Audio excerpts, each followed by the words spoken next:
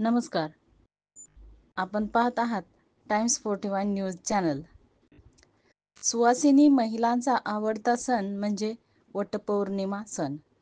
हिंदू संस्कृतीमध्ये या सणाचे फार महत्त्व आहे. जन्मोजन्मी हाच पती मिळावा म्हणून सुवासिनी महिला वडाची मनोभावे पूजा करतात.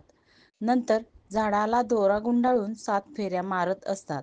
वटपौर्णिमेनिमित्त वडाच्या झाडाची पूजा करत असताना अकलूज येथील व्हिडिओचे केदार लोकरे यांनी केलेले चित्रीकरण.